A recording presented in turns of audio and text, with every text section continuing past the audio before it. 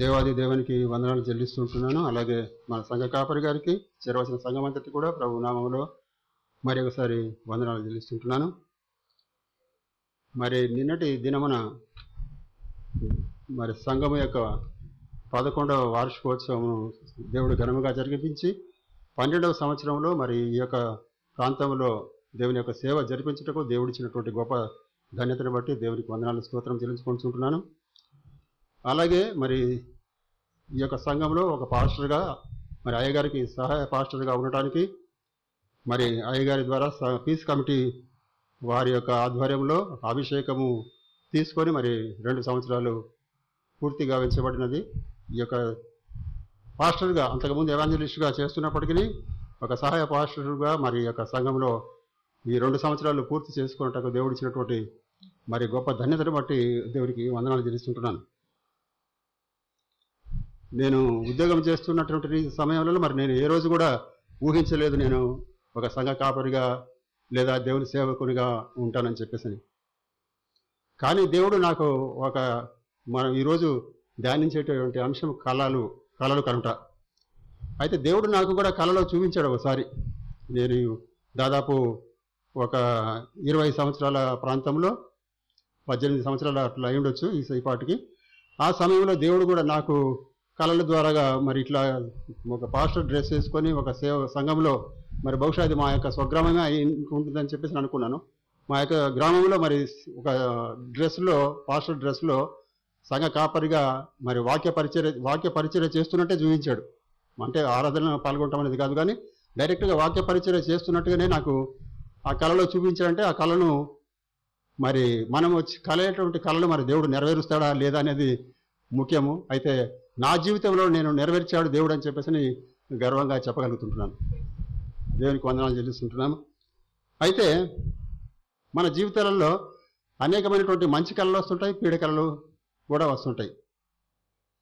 రాత్రిపూట నిద్రపోతున్నప్పుడు ఏదైనా పీడకలలు భయంకరమైన కళ లాంటిది ఏదైనా వచ్చినప్పుడు భయపడి నిద్రలు అరవటము, ఇంకా ఏదైనా చేస్తున్నప్పుడు పక్క వాళ్ళు లేపినప్పుడు ఏంటి అంటే ఏదో పీడకల వచ్చింది అని చెప్పేసి అంటుంటాం.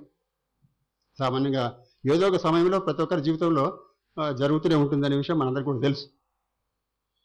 అంత మాత్రమే కాకుండా యవన దశలో వచ్చినప్పుడు వివాహ విషయమై అనేకమైనటువంటి కళలు కంటుంటాము. చదువుకుంటున్న సమయాల్లో మంచి చదువు కోసం కళలు కంటుంటాము, మంచి ఉద్యోగం కోసం కళలు కంటుంటాము, జీవిత భవిష్యత్తు గురించి మరి అనేకమైనటువంటి కళలు కంటుంటాము. అయితే మనం కనేటువంటి కళలు మన వ్యక్తిగత జీవితంలో అయితేనేమి, అలాగే మన కుటుంబంలో అయితేనేమి, మన సంఘంలోని సమాజంలోనికి అవి ఏమాత్రం ఉపయోగపడతాయి, దేవుడు వాటిని నెరవేరుస్తాడా లేదా, మనం కనేటువంటి కళలను దేవుడు నెరవేరుస్తాడా లేదా అనేది కూడా చాలా వరకు మనం గమనించవలసినటువంటి విషయమై ఉంటున్నది. అయితే మనం ఇప్పుడు చదివినటువంటి మొట్టమొదటి పాట భాగంలో 12వ వచనంలో చూస్తాము. అప్పుడు అతడు ఒక కల కనెను, యాకోబుని గురించి రాస్తూ అప్పుడు అతడు ఒక కల కనెను, అందులో ఒక నిచ్చెన భూమి మీద నిలవబడి ఉండెను, దాని కొన ఆకాశమునంటెను. అంటే భూమికి ఆకాశానికి ఒకటే నిచ్చెన ఉన్నట్టుగా మనం చూస్తుంటున్నాం. దాని మీద దేవుని దూతలు ఎక్కుచూ దిగుచూ ఉండినట్లుగా ఈ కళలో యాకోబు చూసినట్లుగా మనం చూస్తుంటాం. ఈ యొక్క వాక్యాన్ని అనేకసార్లు చదివాము. అయితే పోయిన మాసంలో ఆగస్టు 16వ తేదీన వాక్య పరిచర్యను మరి అయ్యగారి ద్వారా దేవుడు నాకు ఇచ్చినటువంటి ఆధిక్యతను బట్టి 16వ తేదీన వాక్య పరిచర్య అనంతరం తర్వాత 18వ తేదీన అనుకోకుండా ఏదో ఒక తలంపు ఇచ్చేసి ఈ కళలు అనేటువంటి విషయాన్ని గురించి నాకు ఒక తలంపు వచ్చినప్పుడు ఈ కళలు కనినటువంటి వారు ఎవరెవరు ఉన్నారని చెప్పేసి కొన్ని పాయింట్స్ నోట్ చేసి ఉంచాను. అంటే మొదటిగా మనకు బైబిల్ గ్రంథంలో కళలు కనినటువంటి వ్యక్తి యాకోబుగా మనం చూస్తుంటున్నాము. కాబట్టి ఈయన కనినటువంటి కళలో ఆయన చూస్తున్నటువంటి విషయాన్ని ఆ యొక్క దేవదూతలు ఆకాశానికి భూమికి ఎక్కుచూ దిగుచూ ఉండినట్టుగా మనం చూస్తుంటున్నాం. మరి యెహోవా దానికి పైగా నిలిచి పైన ఆకాశం మెట్ల ఆయన యొక్క నిచ్చెన మీద పైన నిలిచి, నేను నీ తండ్రి అయిన అబ్రహాము దేవుడను, ఇస్సాకు దేవుడునైనా యెహోవానని చెప్పేసి సెలవిస్తూ ఆ యొక్క కళలో ఈయనకు చూపించినటువంటి కొన్ని విషయాలు ఒక 7 విషయాలు ఆ యొక్క దర్శనంలో అంటే కలలో యాకోబుకు దేవుడు చూపించినట్టుగా నేను గమనించాను. మొదటిదిగా ఏమంటాడంటే, నీవు పండుకొని ఉన్న ఈ భూమిని నీకును నీ సంతానమునకును ఇచ్చేదను అని దేవుడు వాగ్దానం కలలో. రెండవదిగా ఏమంటాడంటే, నీ సంతానము భూమి మీద లెక్కకు ఇసుక రేణువుల వలె అగును అని చెప్పేసి అంటాడు. ఈ మాట మొదటిగా అబ్రహాముతో దేవుడు వాగ్దానం చేశాడు. 17వ అధ్యాయము ఆదికాండం 17వ అధ్యాయంలో దేవుడు అబ్రహాంతో కూడా వాగ్దానం చేశాడు. అయితే ఇక్కడ మనం గమనించవలసినటువంటి విషయం ఒకటి ఏంటంటే, అబ్రహాముకు అప్పటికి వివాహమై కొన్ని సంవత్సరాలు గడిచింది, అయినా సంతానం లేదు. కానీ దేవుడు వాగ్దానం చేస్తూ ఏమంటాడంటే, నీ పేరు అబ్రహాము అనబడదు, నిన్ను అనేక జనములకు తండ్రిగా నియమించితిని కనుక నీ పేరు అబ్రహాము అనబడును, నీకు అత్యధికముగా సంతానాభివృద్ధి కలగజేసి నీలో నుండి జనులు వచ్చినట్లు నియమించుదును, రాజులను నీలో నుండి వచ్చేదరని చెప్పేసి దేవుడు అబ్రహాంకు వాగ్దానం చేసినట్టుగా మనం చూస్తుంటున్నాం. అప్పటికి అబ్రహాంకు వివాహం అయింది, కొన్ని సంవత్సరాలు గడిచిందనే విషయం మనకు తెలుసు. ఇక్కడ యాకోబు యవనస్తుడు, ఆయనకి ఇంకా వివాహం కాలేదు. తన సహోదరునికి రావాల్సినటువంటి ఆశీర్వాదములను తాను తీసుకొని తన అన్న చంపుతాడని భయంతో దగ్గరికి పారిపోతున్న సమయంలో మధ్యలో ఒక దగ్గరికి వచ్చినప్పుడు అక్కడికి పొద్దుగు కింది చీకటి పడింది, ఇంకా ముందుకు వెళ్ళడానికి వీలు పడదనేటువంటి ఉద్దేశంతో ఆ రాత్రిపూట అక్కడ ఆగిపోయి ఒక తలకు ఎత్తుగా ఉండటానికి ఒక రాయిని తీసి పెట్టుకొని పడుకొని నిద్రపోతున్నప్పుడు ఈ యొక్క కళను కన్నట్టుగా మనం చూస్తుంటున్నాం. ఆ సమయంలో దేవుడు ఆయనకు ఆ యొక్క కళలో చూపించినటువంటి మాటలు ఏమంటాడు, నీ సంతానము భూమి మీద లెక్కకు ఇసుక రేణువుల అగును అని చెప్పేసాడు. మూడవదిగా ఏమంటాడు, నీవు పడమటి తట్టును తూర్పు తట్టును ఉత్తరపు తట్టును దక్షిణపు తట్టును వ్యాపించేది, అంటే దేశము నలుమూలలకు నీ యొక్క సంతానము వ్యాపిస్తుంది అని చెప్పేసి అన్నట్టుగా దేవుడు నాలుగవదిగా ఆయనకు సెలవిచ్చినట్టుగా మనం చూస్తుంటున్నాం.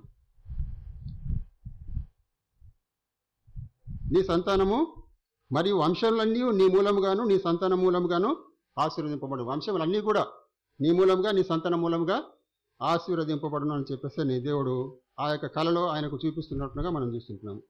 ఐదవదిగా ఏమంటాడంటే, ఇదిగో నేను నీకు తోడై ఉండి, నువ్వు ఎక్కడికి వెళ్ళినా కూడా నేను నీకు తోడై ఉంటాను అని చెప్పేసి నీ దేవుడు మరి యాకోబుకు మా యొక్క కళలో చూపించినట్టుగా మనం చూస్తుంటున్నాం. తర్వాత ఆరవదిగా ఏమంటాడంటే, నీవు వెళ్ళు ప్రతి స్థలమందు నిన్ను కాపాడుచు ఈ దేశమునకు నిన్ను మరలా రప్పించేదను. నువ్వు ఎక్కడికి వెళ్ళినా కూడా నేను కాపాడుతూనే ఉంటాను, నువ్వు ఎక్కడికైనా వెళ్ళు, తిరిగి మరలా నిన్ను ఈ యొక్క ఎక్కడైతే నువ్వు పడుకొని ఉన్నావో ఆ ప్రదేశానికి నిన్ను మరలా రప్పించేదను అని చెప్పేసి అన్నట్టుగా మనం చూస్తాం వాక్యంలో. అయితే మరి రప్పించాడా దేవుడు లేదా అనేటువంటి విషయాన్ని ఒకసారి మనం గమనించినట్లయితే ఆదికాండము 35వ అధ్యాయం చూస్తాము దయచేసి. ఆదికాండము 35వ అధ్యాయం చదువుతాను చూడండి దయచేసి. మొదటి అధ్యాయం నుంచి చదువుతాను. దేవుడు యాకోబుతో, నీవు లేచి బేతేలునకు వెళ్ళి అక్కడ నివసించి నీ సహోదరుడైన ఏశావు ఎదుట నుండి నీవు పారిపోయినప్పుడు నీకు కనబడిన దేవునికి అక్కడ బలిపీఠమును కట్టుమని చెప్పగా, యాకోబు తన ఇంటి వారితోనూ తన యొద్దనున్న వారందరితోనూ మీ యొద్దనున్న అన్ని దేవతలను పారవేసి మిమ్మును మీరు శుచిపరచుకొని మీ వస్త్రములను మార్చుకునుడి, మనము లేచి బేతేలునకు వెళ్ళుదము, నా శ్రమ దినమున నాకు ఉత్తరమిచ్చి నేను వెళ్ళిన మార్గమును నాకు తోడై ఉండిన దేవునికి బలిపీఠమును అక్కడ కట్టేదనని చెప్పాను. దేవునికి స్తోత్రం. అలాగే 6-7 వచనాల్లో కూడా ఏమంటాడంటే, యాకోబును అతనితోనున్న జనులందరూ కానానులో లూజు అనగా బేతేలునకు వచ్చిరి. అతడు తన సహోదరుని ఎదుట నుండి పారిపోయినప్పుడు దేవుడు అక్కడ అతనికి ప్రత్యక్షమాయను కనుక అక్కడ బలిపీఠంను కట్టి ఆ చోటుకి ఏల్ బేతేల్ అని పేరు పెట్టిరని చెప్పేసి ఇక్కడ మనం వాక్యంలో చూస్తుంటున్నాం. తన మరి వెళ్ళేటప్పుడు అక్కడ పడుకున్నప్పుడు అక్కడ ఆ యొక్క రాయిని పెట్టి నూనె పోసినప్పుడు అక్కడ ఒంటరిగానే ఉన్నాడు. తిరిగి వచ్చేటప్పుడు ఏమంటున్నాడంటే, మనము బేతేలునకు వెళుదామని చెప్పేసి తన కుటుంబంతోనూ తనతో ఉన్నవారంటే తన యొక్క దాసి జనాలతో కూడా వారందరితో చెప్తుంటున్నాడు, మీ దగ్గర ఉన్నటువంటి అన్ని దేవతలన్నింటినీ కూడా పారవేసి మిమ్మల్ని మీరు శుచిపరచుకొని తర్వాత మీ వస్త్రములను మార్చుకొనుడి, వస్త్రములను మార్చుకోవడం అంటే మన యొక్క ప్రవర్తనను మార్చుకొని మరి శుద్ధిగా ఉండి మనం అక్కడికి, ఎందుకంటే అది దేవుని మందిరము, దేవుని మందిరమే అని చెప్పేసి అని మరి మొదటగా ఆయన గమనించాడు. కాబట్టి ఆ యొక్క కళలో అక్కడ ఆ నిచ్చెన మీద దేవదూతలు ఎక్కుతూ దిగుతున్నప్పుడు ఇది దేవుని మందిరమే, దేవుడు స్థలమే అని చెప్పేసి గమనించాడు. కాబట్టి మనం వెళ్ళే స్థలము దేవుని యొక్క మందిరమైనటువంటి స్థలానికి మనం వెళ్తున్నాం. కాబట్టి మనం అపరిశుభ్రంగా వెళ్ళటానికి ఏమాత్రం కూడా వీలు లేదు. కాబట్టి మీరు శుభ్రపరచుకొని మీ యొక్క వస్త్రాలను మీరు మార్చుకొని మరి మనం బేతేలకు వెళ్ళుదాము అంటాడు. ఎందుకంటే నా శ్రమ దినమున నాకు ఉత్తరం ఇచ్చి నేను వెళ్ళిన మార్గమున నాకు తోడైండిన దేవునికి బలిపీఠమును అక్కడ కట్టేదను అని చెప్పేసి అంటున్నాడు. కట్టేదను అంటే కట్టుదాము అని చెప్పేసి అనటం లేదు. అందరి మొదట వెళ్ళేటప్పుడు ఆయన ఒంటరిగానే వెళ్ళి అక్కడ ఒంటరిగానే పండుకున్నాడు. కాబట్టి ఇది దేవుని స్థలం అని గమనించాడు. తిరిగి వచ్చేటప్పుడు తన కుమారులతో సంతానమంతటితో కలిసి వస్తున్నప్పటికీ కూడా బలిపీఠమును కట్టేదను అని చెప్పేసి అంటున్నాడు. మనందరం కలిసి కడదామని చెప్పేసి అంటలేడు. నేను ఒక్కనే కడతాను, నేనే కడతాను అన్నట్టుగా అని చెప్పేసి అని ఆయన వాక్యంలో మనము గమనిస్తుంటున్నాం. ఎందుకంటే తాను చూసినటువంటి వ్యక్తి ఆ స్థలము దేవుని మందిరం అని చెప్పేసి దేవుడు కలలో ఆయనకు చూపించాడు. కాబట్టి మిగతా సంతానం అందరికీ చూపించలేదు, మిగతా వారికి ఎవరికి తెలియదు. తాను వ్యక్తిగతంగా తను ఒక్కడే మాత్రమే చూశాడు. కాబట్టి ఆ స్థలము దేవుని మరి దేవుని యొక్క స్థలం అని చెప్పేసి ఇది భయంకరమైనటువంటి, ఎంతో భయంకరమైనటువంటి స్థలం అని చెప్పేసి ఆయన గమనించాడు. కాబట్టి ఆ యొక్క భయంకరమైనటువంటి దేవుని స్థలంలో బలిపీఠాన్ని కడతాను అని చెప్పేసి అక్కడికి తన కుటుంబాన్ని అందరికీ అక్కడికి తిరిగి నడిపించినట్టు, అంటే వాక్యంలో సెలవిచ్చినట్టు రీతిగా నేను నిన్ను మరలా ఈ ప్రదేశానికి రప్పిస్తాను అన్నందుకు నిదర్శనంగా మనం ఈ యొక్క వాక్యాన్ని చూస్తుంటున్నాం అన్నమాట. కాబట్టి 6వదిగా మనం చూసినప్పుడు ప్రతి స్థలములో నిన్ను కాపాడుచు ఈ దేశంలోకి మరలా రప్పించదని చెప్పేసి అన్నట్టు చూస్తుంటున్నాము. అంత మాత్రం ఈ యొక్క 7వదిగా ఏమంటాడంటే నేను నీతో చెప్పినది నెరవేర్చు వరకు నిన్ను విడువనని చెప్పేసి అంటున్నాం. ఇప్పుడు మనం అనుకున్నాము, మనం అనేకమైనటువంటి కళలు కంటుంటాము. మనం అనేటువంటి కళలను దేవుడు నెరవేరుస్తాడా లేదా అనేది ఇందుకే చెప్పాను అనమాట. మనం అనేకమైనటువంటి కళలు మన సొంతగా అనేకమైనటువంటి కళలు కనవచ్చు. కానీ అవి దేవునికి అంగీకారమైనటువంటి యోగ్యమైనటువంటిగా ఉంటున్నాయా? దేవుడు వాటిని మరి నెరవేరుస్తాడా లేదా? అనేకమైనటువంటి కోరికలు మనం కోరవచ్చు, లేక అనేకమైనటువంటి కళలు కనవచ్చు. కానీ అది దేవునికి అంగీకారంగా ఉంటాయా? దేవుడు వాటిని నెరవేరుస్తాడా లేదా మరి అనేది మన స్తోమతకు తగినట్టుగా, లేకపోతే మన హృదయ శుద్ధికి తగినట్టుగా మనం కోరికలు కోరినప్పుడు దేవుడు తప్పనిసరిగా వాటిని అంగీకరిస్తాడు, తప్పనిసరిగా నెరవేరుస్తాడు. అంతేగాని మరి మన యొక్క ఏమంటాము విశ్వాసానికి తగినట్టుగా కాకుండా దానికి మించి మనం ఏదో కోరికలు కోరితే దేవుడు వాటిని అంగీకరించలేదు అని చెప్పేసి, దేవుడు నా యొక్క మనమే అంగీకరించలేదు, నేను అడిగిన దాన్ని ఇవ్వలేదు అని చెప్పేసి అంటే దాంట్లో ఏమాత్రం ఉపయోగము ఉండదు. మన యొక్క విశ్వాసం అనేది కూడా ముఖ్యమై ఉంటుంది. కాబట్టి మన విశ్వాసానికి తగినట్టుగా మనం అడిగినప్పుడు దేవుడు తప్పనిసరిగా నెరవేరుస్తాడు. అందుకని ఇక్కడ ఏమంటాడు యాకోబుతోటి, నేను చెప్పినది నెరవేర్చే వరకు నిన్ను విడువను ఎడబాయను అని చెప్పేసి అంటున్నాడు. దేవుడు మనకు చెప్పినటువంటి మాటను తప్పనిసరిగా నెరవేర్చే దేవుడై ఉంటున్నాడు మన దేవుడు. అది మనం దేవునికి వందనాలు చెల్లించవలసిన వారమై ఉంటున్నాం. ఎందుకంటే మరి దేవుడు మరి ఈ స్థలములో ఒక మందిరాన్ని కట్టినప్పుడు మందిరానికి మరి అనేకమైనటువంటి శ్రమలు వచ్చినప్పటికి కూడా ఏం చేశాడు? దేవుడు ఒక దాసుని ఇక్కడికి నడిపించి ఒక మందిరాన్ని ఏర్పాటు చేశాడంటే అనేకమైనటువంటి శ్రమలు వచ్చినా కూడా ఇక్కడ మందిరం ఉండాలనేది దేవుని చిత్తం. అది ఆయన నెరవేర్చాడు. అంతేగాని వీళ్ళు అనేకమైనటువంటి సోదరులు పెట్టారు, నువ్వు వెళ్ళిపో బంద్ చేసుకొని ఇక్కడ మందిరం అవసరం లేదని చెప్పేసి దేవుడు చెప్పలేదు. ఇక్కడ ఉన్నటువంటి ప్రజలకు సమీపంగా ఒక మందిరం కావాలి. కాబట్టి యోగ్యుడైనటువంటి ఒక దైవ సేవకుని మా ప్రాంతానికి పంపించి ఇక్కడ మందిరం నడిపించాలనేది దేవుని చిత్తం. కాబట్టి ఇచ్చినటువంటి మాటను తప్పనిసరి తప్పేటువంటి దేవుడు కాదు. కాబట్టి మన దేవుడు తప్పనిసరిగా ఎన్ని శ్రమలు వచ్చినా కూడా ఇక్కడ నెరవేర్చాలి. దేవుని యొక్క మాట నెరవేరాలి. మన జీవితంలో నీకు మరి సంతానం ఇస్తారంటే అబ్రాహాముకు ఎన్నో సంవత్సరాలు 25 సంవత్సరాల తర్వాత కూడా మాట తప్పలేదు. దేవుడు తప్పనిసరిగా ఆ మాటను నెరవేర్చినటువంటి దేవుడు. తర్వాత మరి యాకోబుకు ఎన్నో శ్రమలు మరి ఎక్కడికెక్కడికి వెళ్ళినా కూడా నేను కాపాడుతానంటున్నాడు, నువ్వు ఎక్కడికి వెళ్ళినా నీకు తోడుగా ఉంటానంటున్నాడు. కాబట్టి నీకు వచ్చినటువంటి ప్రతి వాగ్దానాన్ని నేను నెరవేరుస్తానంటున్నాడు. కాబట్టి మన జీవితంలో కూడా మనకి ఎన్ని శ్రమలు వచ్చినా కూడా వాటిని తప్పించడానికి మన దేవుడు సమర్థుడు. మనం ఎక్కడికి వెళ్ళినా కూడా మనకు తోడై ఉండేటువంటి దేవుడు, మనకు ఇచ్చినటువంటి మాటను నెరవేర్చేటువంటి దేవుడు మన దేవుడు.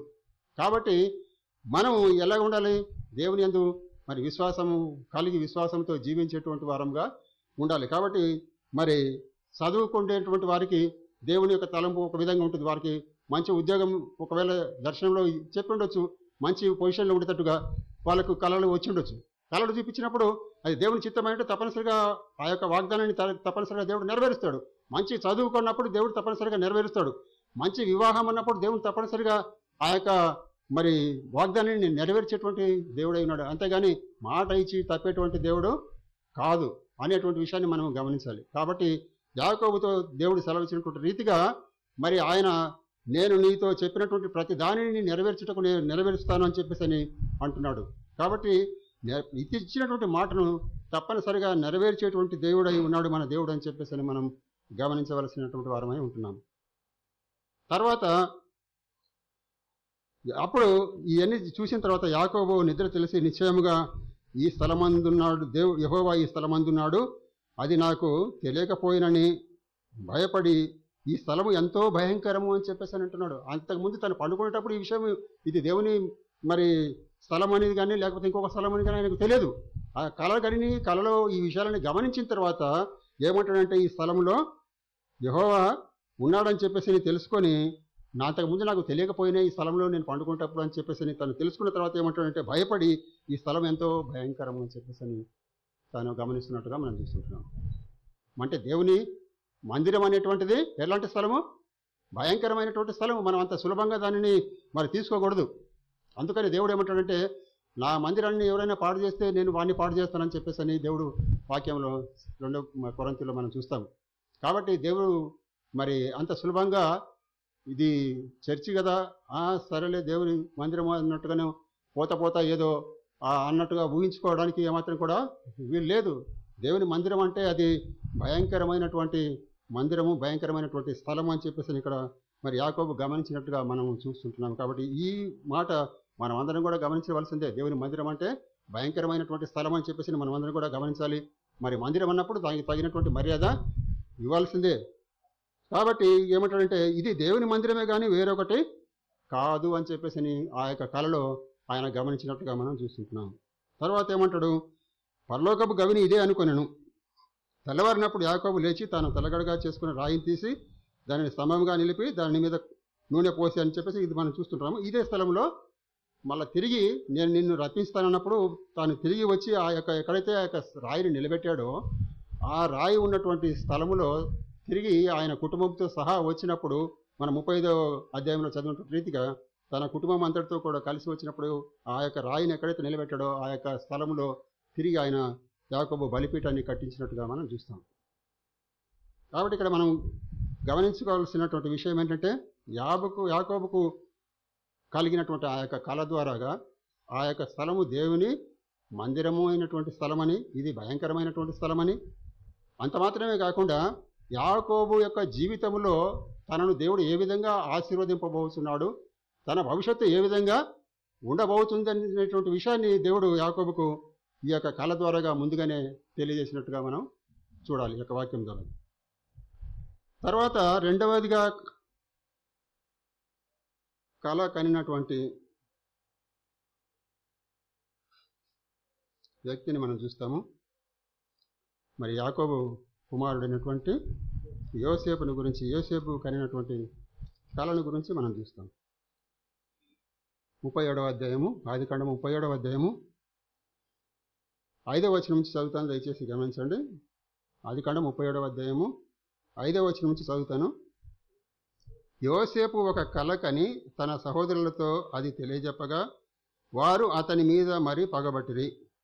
అతడు వారిని చూచి, నేను కనిన ఈ కలను మీరు దయచేసి వినుడి. అదేమనగా, మనము చేనిలో పనలు కట్టుచుంటిమి, నా పన లేచి నిలుచుండగా మీ పనులను నా పనను చుట్టుకొని నా పనకు సాష్టాంగపడనని చెప్పాను. అందుకతని సహోదరులు, నీవు నిశ్చయముగా మమ్ము నిలదవా, మా మీద నీవు అధికారి అవుదువా అని అతనితో చెప్పి అతని కలను బట్టి అతని మాటను బట్టి అతని మీద మరింత పగబట్టింది. రెండవదిగా అతడు ఇంకొక కలగని తన సహోదరులకు తెలియజేసి, ఇదిగో నేను మరొక కలగంటిని, అందులో సూర్యచంద్రులను 11 నక్షత్రములను నాకు సాష్టాంగపడనని అతడు తన తండ్రితోనూ తన సహోదరులతోనూ అది తెలియజెప్పినప్పుడు అతని తండ్రి అతనితో, నీవు కనిన ఈ కల ఏమిటి, నేను నీ తల్లియు నీ సహోదరులను నిశ్చయముగా నీకు సాష్టాంగపడదుమా అని అతనిని గద్దించెను. అతని సహోదరులు అతని యందు అసూయపడిరి. అయితే అతని తండ్రి ఆ మాటలను జ్ఞాపకం ఉంచుకొనని చెప్పేసి ఇక్కడ యోసేపు కలిగినటువంటి కళను గురించి మనం చూస్తుంటున్నాం. మరి పొలంలో వారు ఆ యోసేపు కలిగినటువంటి కళలో ఏమంటున్నాడు, పొలంలో పంటను కోసి పనలు కట్టి కట్టలుగా కట్టి కుప్పలుగా నిలబెడుతుంటారు. అయితే యోసేపు ఏమంటాడంటే, నా పన నిలిచి ఉండగా మీ పనులను నాకు సాష్టాంగ పడినట్టుగా అని చెప్పేసి అని చూస్తుంటున్నాము. తర్వాత ఇంకొక కళలో ఏమంటాడు, సూర్యచంద్రులను 11 నక్షత్రాలను నాకు సాష్టాంగ పడనని చెప్పేసి అని కలగలిగినట్టుగా మనం చూస్తుంటున్నాం.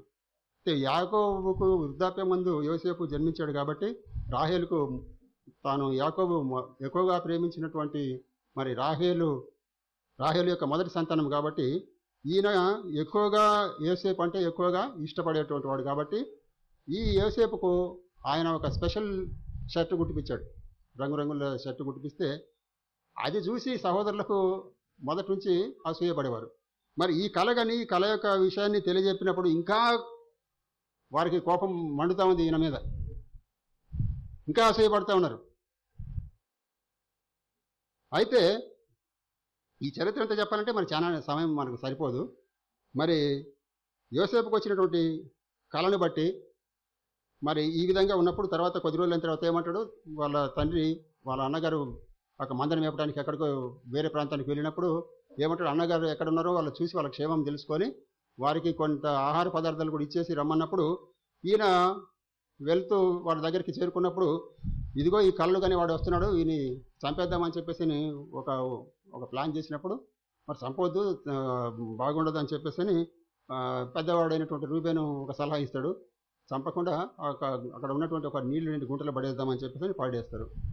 తర్వాత ఏం చేస్తారు, ఇంత లోపల అక్కడ నుండి ఆ ఇస్మాయిల్ వ్యాపారులు ఆ దారిలో పోతున్నప్పుడు చూసి ఆలోచన చేసి ఇక్కడ గుంటలు పడేస్తే మనకి వచ్చేది లాభం ఏం లేదు కదా, వీళ్ళు తీసి బయటికి తీసి ఆ ఇస్మాయిల్కి అమ్మేస్తే మనకు కొంత డబ్బులు వస్తాయి, బానిసగా అమ్మేయచ్చు అని చెప్పేసి తర్వాత ఏదో ఒక విధంగా తన తండ్రికి బ్లాక్మెయిల్ చేసి యోసేపు చనిపోయాడని చెప్పేసి ఆలోచన చేయొచ్చు అని చెప్పేసి ఆ గుంటలో నుండి బయటికి తీసి ఆ ఇస్మాయిల్ వ్యాపారస్తులకు అమ్మివేసినట్టుగా మనం చూస్తాం.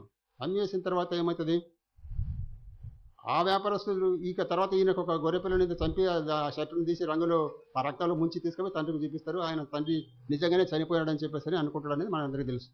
తర్వాత ఈయనను తీసుకెళ్ళి వాళ్ళు కూడా ఇస్మాయిల్ వ్యాపారస్తులు కూడా పోతిఫరుకు అక్కడ ఐగుప్తులు అమ్మేసినట్టుగా మనం చూస్తాము. అయితే అక్కడికి వెళ్ళిన తర్వాత యోసేపు ఆ యొక్క పోతిఫరు ఇంట్లో ఉన్నప్పుడు యోసేపును బట్టి దేవుడు అక్కడ అతన్ని బహుగా ఆశీర్వదించినందువల్ల అతను ఏం చేస్తాడు, ఈయనకు అంత మొత్తం ఆ ఇంటి మీద అధికారం అంతా కూడా ఇచ్చిపెట్టడం, తర్వాత అక్కడ చేయని నేరానికి అక్కడ మరి చేసినటువంటి తప్పు లేకపోయినా కూడా అనవసరంగా తీసుకుపోయి చెరసాలలో వేయటం అనేది కూడా అంతవరకు మనకైతే తెలుసు. ఇప్పుడు ఇంకొక విషయం ఏంటంటే, చెరసాలలో ఉండగా చెరసాలలో ఆయనతో పాటు రాజు దగ్గర పానదాయకుడు ఒకడు భక్ష్యకారుడు అనేటువంటి వారు ఇద్దరిని కూడా ఏదో ఒక నేరం మీద వాళ్ళని కూడా చెరసాలలో వేయటం అనేది జరిగినట్టుగా మనం చూస్తాం. అయితే ఈ చెరసాలలో ఉన్నటువంటి ఈ యొక్క వీరికి కూడా ఒక కళ రావటము జరిగింది. వాళ్ళకు కూడా కళ వస్తుంది. ఇద్దరికి ఒకే రోజు ఒకే సమయంలో కళ వచ్చినప్పుడు ఇక్కడ 40వ అధ్యాయంలో 4వ వచనం నుంచి చదువుతాను, దయచేసి చూడండి. ఆ సేనాధిపతి వారిని యోసేపు వశము చేయగా, అంటే ఈ యొక్క జైలు అధికారి యోసేపు వారిద్దరిని కూడా తీసుకెళ్లి చెరసాలలో వేసి యోసేపు వశము చేయగా అతడు వారికి ఉపచారం చేసెను. వారు కొన్ని దినములు కావలిలో ఉండిన తర్వాత వారిద్దరూ అనగా చెరసాలలో బంధింపబడిన ఐగుప్తు రాజు యొక్క పానదాయకుడును భక్ష్యకారుడును ఒక్కటే రాత్రి అందు కలలు కనిరి. ఒక్కొక్కడు వేరువేరు భావముల కలలను కనెను. తెల్లవారినప్పుడు యోసేపు వారి వద్దకు వచ్చి వారిని అడగగా వారిని చూడగా వారు చింతాక్రాంతులై ఉండిరి అని చెప్పేసి చూస్తాము. ఎందుచేత నేడు మీ ముఖములు చిన్నపోయి ఉన్నవని అతని యజమానిని ఇంట తనతో కావలిందున్న ఫరో ఉద్యోగస్తులను అడిగాను. అందుకు వారు, మేము కలలు కంటిమి, వాటి భావము చెప్పగల వారు ఎవరునూ లేరని అతనితో అనగా యోసేపు వారిని చూచి, భావములు చెప్పుట దేవుని ఆధీనమే గాని ఆధీనమే కదా, మీరు దయచేసి ఆ కళను నాకు వివరించి చెప్పుడనెను. అప్పుడు పానదాయకుల అధిపతి తనకు వచ్చినటువంటి కళను గురించి చెప్పినట్టుగా ఇక్కడ మనం చూస్తాము. ఏమంటాడంటే, నా కలలో ఒక ద్రాక్షవల్లి నా ఎదుట ఉండెను. ఆ ద్రాక్షవల్లికి 3 తీగెలుండెను. అది చిగురించినట్టు ఉండెను. దాని పువ్వులు వికసించెను. దాని గెలలు పండి ద్రాక్ష ఫలములాయను. మరియు ఫరో గిన్నె నా చేతిలో ఉండెను అని చెప్పేసి ఇక్కడ తనకు వచ్చినటువంటి కళ గురించి తను చెప్పినప్పుడు దాని యొక్క భావాన్ని గురించి మరి చెప్తూ ఆయన ఏమంటాడంటే, ఆ ద్రాక్షల ఫలములు నేను గిన్నెలో పట్టుకొని ఫరో గిన్నెలో వాటిని పిండి ఆ గిన్నె ఫరో చేతికి ఇచ్చి తిని తన కళను అతనితో వివరించి చెప్పిండు. ఈ విధంగా చెప్పిండు అతని పానదాయకుడు. అప్పుడే యోసేపు ఏమంటాడు, దాని భావం ఇదే, ఆ 3 తీగలు 3 దినములు, ఇంకా 3 దినములలోగా ఫరో నీ తలను పైకెత్తి నీ ఉద్యోగమును నీకు మరలా ఇప్పించును. నీవు అతనికి పానదాయకుడవై ఉన్ననాటి మర్యాద చొప్పున ఫరో గిన్నెను అతని చేతికి అప్పగించేదవు. కాబట్టి నీకు క్షేమము కలిగినప్పుడు నన్ను జ్ఞాపకం చేసుకోమని చెప్పేసి అన్నట్టుగా ఈయనకు వచ్చినటువంటి భావాన్ని, ఈ యొక్క పానదాయకునికి వచ్చినటువంటి కళ ఏంటంటే, తనను ఆ యొక్క చెరసాలలో నుండి తన యొక్క విడుదలకు సంబంధించినటువంటి విషయాన్ని ఆ యొక్క కళలో తను చూసినట్టుగా మనం చూస్తుంటున్నాం. 3 దినములైన తర్వాత దేవుడు కృప వలన నువ్వు విడుదల పొందుతావు అన్నటువంటి విషయాన్ని మరి ఆ యొక్క కళలో అతనికి పానదాయకునికి చూపించినట్టుగా మనం ఇక్కడ చూస్తుంటున్నాం. అయితే రెండవ వాడు కూడా కలగని భక్ష్యకారుల అధిపతి అతనిని చూసి అతనితో ఇట్లనేను, నేనును కలకంటిని. ఈ 16వ వచనం నుంచి, ఇదిగో తెల్లని పిండి వంటలు గల 3 గంపలు నా తల మీద ఉండెను. మీది గంపలో ఫరో నిమిత్తము సమస్త విధములైన పిండి వంటలు ఉండెను. పక్షులు నా తల మీద ఉన్న ఆ గంపలో నుండి వాటిని తీసుకొని తినుచుండెను. అందుకు యోసేపు అని చెప్పేసి ఈయనకు వచ్చినటువంటి కళ ఇది అని చెప్పేసి చెప్పినప్పుడు యోసేపు ఏమంటాడంటే, ఆ కళ యొక్క భావాన్ని చెప్తూ యోసేపు ఏమంటాడంటే, దాని భావం ఇదే, ఆ 3 గంపలు 3 దినములు, ఇంకా 3 దినములలోగా ఫరో నీ మీద నుండి నీ తలను పైకెత్తి మ్రాను మీద నిన్ను వేలాడదీయించును. అప్పుడు పక్షులు నీ మీద నుండి నీ మాంసమును తినివేయనని ఉత్తరం ఇచ్చానని చెప్పేసి. అంటే ఈయనకు భక్ష్యకారునికి వచ్చినటువంటి కళ యొక్క అర్థం ఏంటంటే, తనకు రాబోయేటువంటి ప్రమాదాన్ని గురించి ఆ యొక్క కళలో దేవుడు మరి ముందుగానే తెలియజేసినట్టుగా మనం చూస్తుంటున్నాం. ఒకరికేమో తన యొక్క విడుదలను గురించి కళలో మరి కళ కనినట్టుగా చూస్తుంటున్నాము. ఇంకొకరికేమో తనకు రాబోయేటువంటి మరణం గురించి, మరణ శాసనాన్ని గురించి మరి తనకు తెలియజేసినట్టుగా ఇక్కడ వాక్యంలో మనం చూస్తున్నాం. అంటే కళలు మరి వేరే వేరేగా ఉంటాయని చెప్పేసి అనడానికి మనం ఇది ఒక నిదర్శనం. కళలు అందరికీ ఒకటే విధంగా రావు, వేరే వేరేగా వ్యక్తులను బట్టి, ఆ యొక్క సందర్భాన్ని బట్టి. తర్వాత అంత మాత్రమే కాకుండా మన యొక్క పగలిపూట మనం మన యొక్క మనసులలో ఆలోచించుకునేటువంటి విధానాన్ని బట్టి, మనం పడినటువంటి కొన్ని ఏదైనా టెన్షన్స్ని బట్టి, లేకపోతే ఏదైనా ఆపదలను బట్టి, వాటిని బట్టి తగిన సమయాలలో ఆ యొక్క సందర్భాన్ని బట్టి మరి కళలు కూడా వస్తుంటాయని చెప్పేసి మనకు తెలుసు. కాబట్టి ఆ సందర్భంగా యాకోబు విషయంలో ఏమైంది, తన యొక్క భవిష్యత్తును దేవుడు ఏ విధంగా ఆశీర్వదించబోతున్నాడు అని చెప్పేసి అనేటువంటి విషయాన్ని, ఇది పరలోకపు గవిని, ఇది భయంకరమైనటువంటి స్థలము, ఇది దేవుని మందిరం అనేటువంటి స్థలాన్ని గుర్తించడానికి దేవుడు యాకోబుకు ఆ కళలో తెలియజేశాడు. మరి ఈ యొక్క భక్ష్యకారుల తర్వాత మనం యోసేపుని గురించి ధ్యానిద్దాం. మరి వీరికి ఈ భక్ష్యకారుడు పానదాయకుడికేమో ఆ చెరసాల నుండి విడుదల పొంది యథావిధిగా మొదట ఏ విధంగా అయితే రాజు దగ్గర ఆ యొక్క పానాన్ని ద్రాక్షరసం గిన్నెను అందిస్తున్నావో తిరిగి అదే విధంగా నువ్వు మరలా నీ ఉద్యోగాన్ని పొందుకుంటావు అనేటువంటి రీతిగా తనకు చూపించడం, భక్ష్యకారునికైతే తన యొక్క మరణాన్ని గురించినటువంటి విషయాన్ని మరి తెలియజేసినట్టుగా మనం చూస్తుంటున్నాం. ఆ తర్వాత మరి ఇప్పుడు గమనించవలసిన విషయం ఏంటంటే, ఫరో రాజు కూడా ఒక కళ కన్నట్టుగా మనం చూస్తుంటున్నాం. ఫరో రాజు కళ తర్వాత యోసేపుని గురించి మనం ధ్యానిస్తాము. ఎందుకంటే ఇది ఈ మధ్య మధ్యలో యోసేపుకు అంటే భావానికి మనం అర్థం చెప్పడానికి కొద్దిగా ఆటంకంగా ఉంటాయి. కాబట్టి ఇక్కడ ఫరో రాజు కూడా కళ వచ్చింది. 41వ అధ్యాయంలోనే మనం చూస్తే ఫరో రాజు కూడా వచ్చినటువంటి కళను మరి ఇదంతా వివరించడానికి అవసరం లేదనుకుంటాను, ఎందుకంటే మన అందరికీ కూడా తెలుసు. మరి అయినా కూడా ఒకసారి చదువుతాను బ్రీఫ్గా తొందరగా.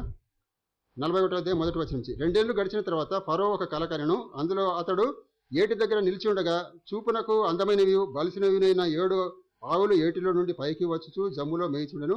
వాటి తర్వాత చూపునకు వికారమై చిక్కిపోయిన మరి 7 ఆవులు ఏటిలో నుండి పైకి వచ్చుచు ఏటి ఒడ్డున ఆ ఆవుల దగ్గర నిలిచుండెను. అప్పుడు చూపునకు వికారమై చిక్కిపోయిన ఆ ఆవులు చూపునకు అందమై బలిసిన ఆవులను తినివేయుచుండెను. అంతలో ఫరో మేలుకొనెను. అతడు నిద్రించి రెండవసారి కల కనెను.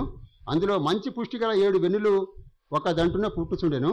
మరియు తూర్పుగాలి చేత చెడిపోయిన 7 పీల వెన్నులు వాటి తర్వాత మొలిచెను. అప్పుడు నిండైన పుష్టి గల 7 వెన్నులను ఆ పీల వెన్నులు మృంగివేసెను. అంతలో ఫరో మేలుకొని అది కల అని గ్రహించెను.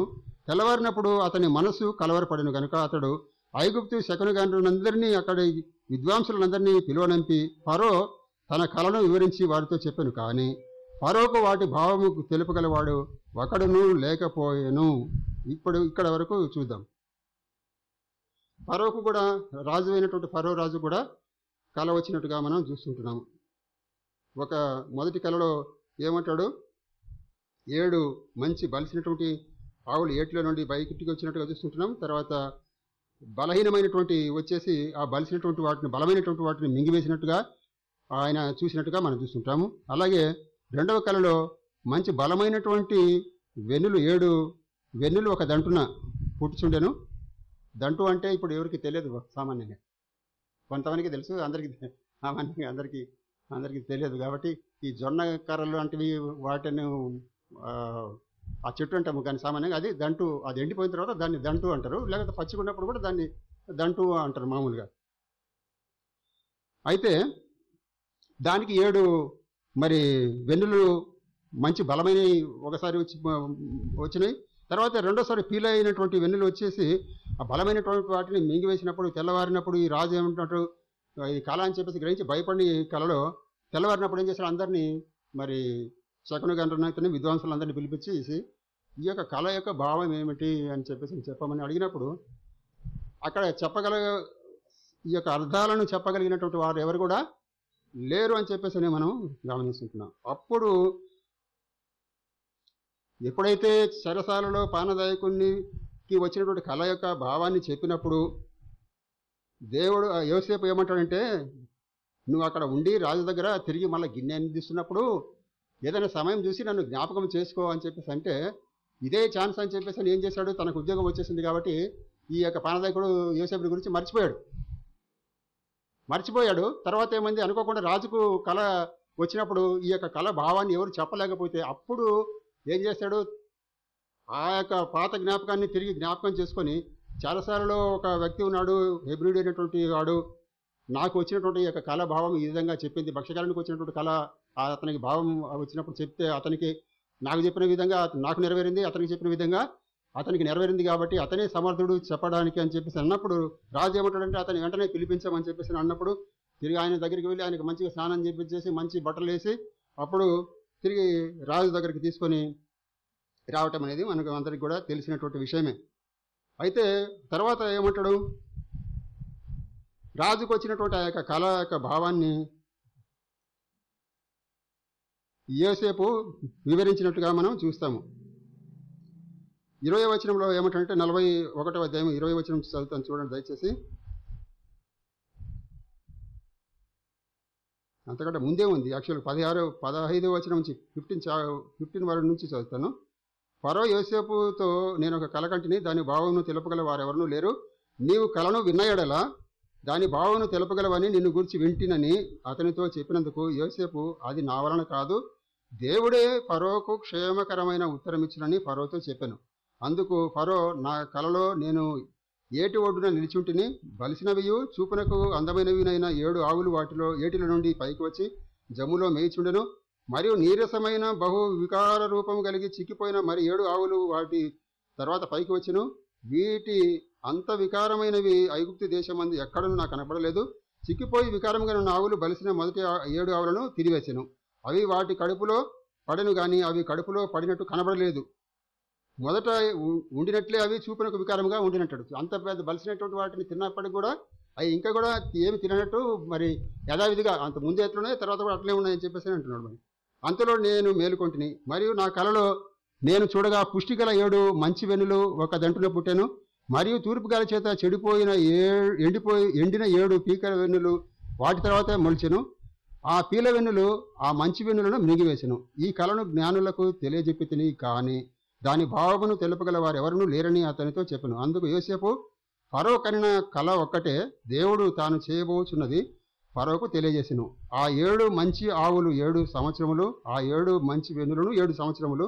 కల ఒక్కటే. వాటి తర్వాత చిక్కిపోయి వికారమై పైకి వచ్చిన 7 ఆవులను 7 సంవత్సరములు. తూర్పు గాలి చేత చెడిపోయి 7 వెన్నులకు కరువులకు 7 సంవత్సరములు సూచనగా అని చెప్పేసి చెప్పినప్పుడు ఏమంటాడంటే, నేను ఫరోతో చెప్పు మాట ఇదే, దేవుడు తాను చేయబోచున్నది ఫరోకు చూపించను.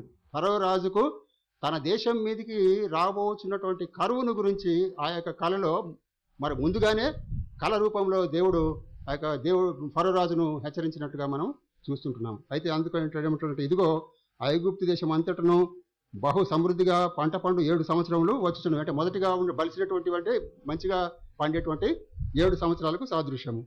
మరియు కరువు గల 7 సంవత్సరములు వాటి తర్వాత వచ్చును. వికారమైనటువంటి బలహీనమైనటువంటి కరువు వచ్చేటువంటి మళ్ళా 7 సంవత్సరాలని అర్థమవుతుంది. ఈ కార్యము దేవుని వలన నిర్ణయింపబడి ఉన్నది. ఇది దేవుడు శీఘ్రముగా జరిగించును. అందుచేతనే ఆ కళ ఫరోకు రెట్టింపబడెను. కాబట్టి ఫరో వివేక జ్ఞానములు గల ఒక మనుషుని చూసుకొని ఐగుప్తు దేశం మీద అతనిని నియమింపవలను.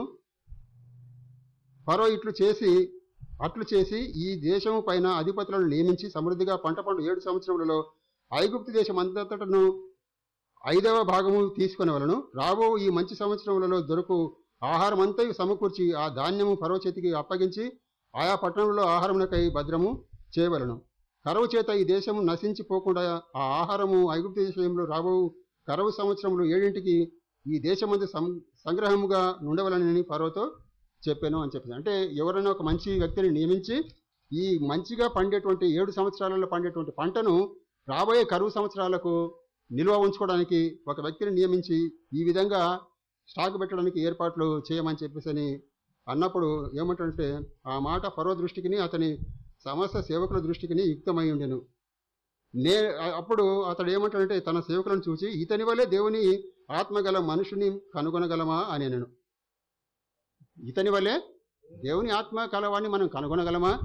కాబట్టి మరియు ఫరో దేవుడు ఇదంతా నీకు తెలియపరచును కనుక నీ వలె వివేక జ్ఞానము గల వారెవరును లేరు, నీవు నా ఇంటికి అధికారివై ఉండవలను. కాబట్టి ఈయన నన్ను నియమించు, నేనే తెలియగలవాడిని అని చెప్పేసి యోసేపు చెప్పలేదు ఎక్కడ కూడా. మంచి వ్యక్తిని, సూటబుల్ అయినటువంటి పర్సన్ని నువ్వే సెలెక్ట్ చేసుకొని ఆ వ్యక్తికి ఆజ్ఞ ఇచ్చి మంచి పంట పండేటువంటి 7 సంవత్సరాలలో మంచిగా పండేటువంటి ధాన్యాన్ని అంతా రాబోయే కరువు కాలానికి స్టాక్ పెట్టుకోవడానికి చేసుకుంటే బాగుంటుంది, ఇది దానికి సొల్యూషన్ అని చెప్పేసి ఒక సలహా ఇచ్చాడు. అయితే నేనే సమర్థుని, నన్నే పెట్టుకోమని చెప్పేసి అయితే చెప్పలేదు. ఆయన చెప్పి సలహా ఇచ్చాడు, ఎవరైనా మంచి వ్యక్తిని చూసుకొని పెట్టుకోమన్నట్టుగా అని చెప్పేసి అన్నాడు. ఇప్పుడు మనం కూడా సంఘంలో ఏమంటారు, అయ్యగారు ఏమంటారు, ఏదైనా కార్యం అన్నప్పుడు ఏదైనా పని చేయాలన్నప్పుడు ఆ పనికి ఎవరైతే సూటబుల్ పర్సనో ఆ వ్యక్తికి ఆ పని అప్పగిస్తాడు. కాబట్టి ఆ విధంగా ఒక సలహా అనేది యోసేపు కూడా ఇచ్చాడు, నీ ఇష్టమైన వాళ్ళని ఎవరో ఒకరిని మరి మంచి వాళ్ళని చూసి పెట్టుకోమని చెప్పేసి అన్నప్పుడు ఈయన ఏమంటాడంటే, నీ వల్లే వివేక గల జ్ఞానం గల వారు ఎవరును లేరు, నీవు నా ఇంటికి అధికారివై ఉండవలను, నీ ప్రజలందరూ నీకు విధేయులై ఉందురు అని చెప్పేసి రాజు మరి యోసేపుతో సెలవిచ్చినట్లుగా మనం చూస్తుంటున్నాము. మరి అంత మాత్రమే కాకుండా ఏమంటాడంటే, సింహాసన విషయంలో మాత్రమే నేను నీకంటే పైవాడనై ఉందున నీవు యోసేపుతో చెప్పాను. మరి ఫరో చూడము, ఐగుప్తు దేశం అంతటి మీద నిన్ను నియమించి ఉన్నాను యోసేపుతో చెప్పాను. ఇప్పుడు తనకు వచ్చినటువంటి కళ యొక్క మొదటి కళలో నెరవేర్పు మనం ఇక్కడ చూస్తుంటున్నాం. మరి అంత మాత్రమే కాకుండా ఇక్కడ రాబోయేటువంటి మొదట వచ్చినటువంటి పంట సమృద్ధిగా పండినటువంటి పంట పండిన కాలంలో రాబోయే కరువు కాలాలకు సంబంధించి ధాన్యాన్ని నిల్వ ఉంచుమని చెప్పేసి ఒక సలహా ఏదైతే ఇచ్చాడో ఆ సలహా ప్రకారం వాళ్ళు ఆయా ప్రాంతాలలో ఎక్కడికి పెడితే అక్కడ ధాన్యాన్ని నిల్వ ఉంచడానికి అంత మరి గోడౌన్లలాగా కట్టిపించి ధాన్యాన్ని సేకరించి ఆ గోడౌన్లలో నిల్వబెట్టి వచ్చినటువంటి ఆ యొక్క కరువు కాలంలో కూడా ఈ యొక్క ధాన్యాన్ని అంతా ఉపయోగించినట్టుగా మనం చూస్తున్నాం. అంటే ఈనాడు మనం చూస్తున్నటువంటి ఫుడ్ కార్పొరేషన్ ఆఫ్ ఇండియా యొక్క గోడౌన్స్ ఎప్పుడు మొదలైంది? యోసేపు కాలంలోనే. యోసేపు ఇచ్చినటువంటి సలహా ద్వారాగానే అప్పుడు మొదలైనటువంటి కార్యక్రమం మరి ఈనాడు కూడా కొనసాగుతూ ఉందని చెప్పేసి మనం ధైర్యంగా చెప్పగలుగుతాం. మనం చూస్తున్నాం, మన కళ్ళతో చూస్తుంటున్నాం. ఈరోజు అనేకమైనటువంటి ప్రాంతాలలో మరి చిన్న చిన్న మరి గ్రామాలలో కూడా ధాన్యాన్ని నిలువ పెట్టేటువంటి విషయాన్ని, మరి చిన్న గ్రామం అయినప్పటికీ కూడా వారికి పండినటువంటి పంటను, పొలంలో పండినటువంటి పంటను మరి వచ్చే సంవత్సరానికి కూడా, వచ్చే సంవత్సరం పంట ఏ విధంగా ఉంటుందో, పండుతుందో తక్కువ పండుతుందో అని చెప్పేసి వ్యక్తిగతంగా మేము కూడా గ్రామంలో ఉన్నప్పుడు పంట పండించినప్పుడు ఆ యొక్క అనుభవాన్ని అనుభవించి చూసినటువంటి వారం. కాబట్టి ఆ యొక్క ఈ గోడౌన్స్ కట్టి స్టాక్ పెట్టి అనేటువంటి సిస్టాన్ని మరి యోసేపు ఆ రోజు తన యొక్క జ్ఞానం, దేవుడు ఇచ్చినటువంటి జ్ఞానం ద్వారా తెలియజేసినటువంటి కార్యక్రమాన్ని నేటికి కూడా ప్రభుత్వాలు, దేశాలన్నిటి కూడా పాటిస్తున్నట్టుగా అని చెప్పేసి మనం చూస్తుంటున్నాం. కాబట్టి ఆ విధంగా దేవుడు ఆ విధంగా ఆయనకు ఆధిక్యత ఇచ్చినప్పుడు మరి తద్వారా తన యొక్క అన్నగారు అందరూ కూడా ఆయనకు ఏ విధంగా అయితే పనులు ఆయనకు సాష్టాంగ పడినాయి, మరి నక్షత్రాలు ఏ విధంగా అయితే ఆయనకు మరి సాష్టాంగ పడి నమస్కారం చేసినాయి అనేది మరి ఇక్కడ ఫరో తనను ఎప్పుడైతే ఈ యొక్క రాజుగా నియమించాడో దాని ద్వారాగా ఆయన ఆ యొక్క దేశానికి ఒక ప్రధానమంత్రిగా నియమింపబడిన తర్వాత మరి తప్పనిసరి పరిస్థితులలో ఏమవుతుంది, మరి సహోదరులు అంటే పోలేదనుకోండి మొదట్లో, కానీ ఆయనకు మరి సాష్టాంగపడి నమస్కారం చేసినట్టుగా మనం వాక్యంలో చూడగలం. మరి దేవుడు యోసేపుకు, యాకోబుకు ఇచ్చినటువంటి కళ యొక్క భావం ద్వారాగా తన యొక్క భవిష్యత్తును, తన యొక్క భావి జీవితంలో రాబోయే కాలంలో దేవుడు తన యొక్క సంసారాన్ని, తన యొక్క కుటుంబాన్ని, తన యొక్క ఆస్తిపాస్తులను ఏ విధంగా దీవించి ఆశీర్వదిస్తాను, మళ్ళీ తిరిగి ఆ యొక్క స్థలానికి తిరిగి నేను రప్పిస్తాను అని చెప్పేసి, అంత మాత్రమే కాకుండా తను పండుకున్నటువంటి స్థలము దేవుని మందిరం అనేటువంటి స్థలం తను గుర్తుపట్టడం, ఇవన్నీ కూడా తనకు ఆ యొక్క కళలో తెలియజేయటం. మరి చెరసాలలో ఉన్నటువంటి ప్రాణదాయకునికి, భక్షకారునికి, ప్రాణదాయకునికి అయితే తిరిగి తన ఉద్యోగం తిరిగి నువ్వు పొందుకుంటావు అనేటువంటి సాదృశ్యంగా తనకు కళలు, తర్వాత భక్షకారునికి నీవు 3 దినాలలో నిన్ను మరి ఉరిదీయబోతున్నారు అనేటువంటి సాదృశ్యంగా తనకు ఆ యొక్క కళను, మరి యోసేపుకు రాబోయే కాలంలో నేను గొప్ప అధికారిగా మరి నియమిస్తాను, అధికారిగా చేస్తాను, తద్వారా నీ యొక్క సహోదరులు నీకు సాష్టాంగపడి నమస్కారం చేస్తారు అనేటువంటి విధంగా మరి భవిష్యత్తును గురించినటువంటి ఆ యొక్క జరగబోయే దానిని, యోసేపు యొక్క జీవితంలో జరగబోయేటువంటి దానిని మరి దేవుడు యోసేపుకు ముందుగానే తెలియజేయటం. అంత మాత్రమే కాకుండా ఆ యొక్క ఫరో రాజు కూడా తన దేశంలో రానయ్యున్నటువంటి ఆ యొక్క కరువులను 7 సంవత్సరాలు మంచి పంటలు పండుతాయి, మిగతా 7 సంవత్సరాలు మరి గొప్ప కరువు రాబోతుంది అనేటువంటి విషయాన్ని ముందుగానే మరి తెలియజేయటం ద్వారాగా, దాని యొక్క భావాన్ని యోసేపు ఆ రాజుకు తెలియజేయటం ద్వారాగా ఆ పండినటువంటి మంచి కాలంలో పండినటువంటి ధాన్యాన్ని అంతా వారు నిలవబెట్టుకోగలిగారు. కాబట్టి ఆ 7 సంవత్సరాల కరువు కాలంలో వాళ్ళు హాయిగా జీవించగలిగారు. ఒకవేళ ఆ యొక్క భావాన్ని తెలియక మంచి కాలంలో మంచిగా పండిన, సమృద్ధిగా పండినటువంటి కాలంలో యథేచ్ఛగా ఇష్టం వచ్చినట్టుగా ఖర్చు పెట్టుకొని ఉండింటే మరి ఆ యొక్క మళ్ళీ తర్వాత వచ్చినటువంటి 7 సంవత్సరాల కరువు కాలంలో వారి పరిస్థితి ఏ విధంగా ఉండేదో మనం చెప్పలేము. ఎందుకంటే ఆలోచన లేదు కాబట్టి. ఇప్పుడు మన దగ్గర ఉంది, మనం ఖర్చు పెడుతుంటున్నాం బాగా, కానీ రేపటి గురించి మనం ఏమవుతుందో, రేపు ఏ విధంగా రాబోతుందో అని చెప్పేసి మనకు ఆలోచన లేనప్పుడు ఈరోజు ఖర్చు పెట్టేసి రేపటికి వచ్చేప్పటికి మన దగ్గర జోబులో చూస్తే ఏం లేదు అనేటువంటి పరిస్థితి, రేపు ఏం చేయాలా అనేది మనకు ఉన్న ఫలంగా అన్నప్పుడు తెలియదు కదా, కష్టమైపోతుంది కదా. మరి మన రాష్ట్రంలో కూడా మనం ఇప్పుడు ఉన్న పరిస్థితుల్లో చూస్తుంటున్నాము, వర్షాలు లేవు, పండవలసినటువంటి సీజన్లో పంటలు వేయలేదు. మరి ఇప్పుడే నీటికి మనం ఎంతగానో ఇబ్బంది పడుతుంటున్నాం. ఉన్న నీళ్లు తర్వాత చూసుకోవచ్చు అని చెప్పేసి కిందికి విడిచిపెట్టేసి అన్ని చేసేస్తే రేపు సమ్మర్లో మనకు మరి తాగడానికి నీళ్ళకి ఎంత కష్టమవుతుందో అని చెప్పేసి ఆలోచన ప్రభుత్వాలు చేస్తుంటాయి కదా. కాబట్టి ఈ విధమైనటువంటి ఆలోచన ఆనాడు యోసేపు రాజుకు తెలియజేశాడు. కాబట్టి ఆ యొక్క గోడౌన్స్ అనేటువంటి కట్టిపిచ్చి మంచిగా పండినటువంటి 7 సంవత్సరాల కాలంలో ధాన్యమంతా సమృద్ధిగా నిల్వ ఉంచినందుకే ఆ యొక్క కరువు కాలం అంతట్లో కూడా వారికే కాదు, మరి ఇరుగు పొరుగు వారికి, ఈ దేశాలకు కూడా వాళ్ళు మరి ధాన్యాన్ని అందించగలిగినట్టుగా మనం వాక్యంలో చూడగలుగుతాం. కాబట్టి ఈ విధంగా ఒక్కొక్కరికి వచ్చినటువంటి కళ యొక్క భావాలను వారికి వచ్చినటువంటి కొంతమందికి వారికి యొక్క మంచి కొరకు అయితేనేమి, కొంతమందికి చెడు కొరకు మరి కళల ద్వారాగా దేవుడు ముందుగానే తెలియజేసి హెచ్చరించినట్టుగా, కళల ద్వారాగా ఒక విధంగా హెచ్చరించినట్టుగా కూడా మరి ఒకరిని, కొంతమందిని మరి కళల ద్వారాగా దీవించినట్టుగా కూడా మనం వాక్యంలో చూడగలుగుతుంటున్నాం. కాబట్టి మన జీవితాలలో కూడా మరి మనం కూడా మంచి కళలు కనేటువంటి వారంగా, మనం కలిగేటువంటి కళల ద్వారాగా మన యొక్క ఇంతకుముందు చెప్పినట్టుగా మన యొక్క వ్యక్తిగత జీవితానికైతేనేమి, మన కుటుంబ జీవితానికైతేనేమి, మన యొక్క సంఘ వ్యవహారాలకైతేనేమి, అలాగే సమాజానికి కూడా ఉపయోగపడేటివిగా ఉండాలని చెప్పేసి నేను ఆశిస్తున్నాను. అంత మాత్రమే కాకుండా మనం కనినటువంటి కళను మరి యాకోబుకు ఏ విధంగా సెలవిచ్చాడో, నేను నీకు చెప్పిన దానిని తప్పకుండా నెరవేరుస్తానని చెప్పేసి దేవుడైతే ఏ విధంగా సెలవిచ్చాడో, అదే రీతిగా మనకు వచ్చేటువంటి కళలను కూడా దేవుడు మరి ప్రతి ఒక్కరి జీవితాలలో మరి నెరవేరుస్తాడని చెప్పేసి, మరి మాట ఇస్తే తప్పగా నెరవేర్చేటువంటి దేవుడు మన దేవుడు అయినాడని చెప్పేసి మనందరికీ కూడా తెలిసినటువంటి విషయమే. కాబట్టి ఆ విధంగా ప్రతి ఒక్కరికి వచ్చినటువంటి కళలను దేవుడు మన యొక్క జీవితాలలో నెరవేర్చి ప్రతి ఒక్కరిని కూడా మెండుగా దీవించి ఆశీర్వదించాలని, మరి ప్రభుచితమైతే ఇంకా కొన్ని కళలు కొంతమందికి వచ్చినటువంటి కళల గురించి ఉన్నాయి. వాటిని ప్రభుచితమైతే మరి వచ్చే వారంలో ధ్యానిద్దామని చెప్పేసి ఆశిస్తుంటున్నాను. ప్రభు యొక్క వాక్యమును దీవించి ఆశీర్వదించును గాక. ఆమేన్.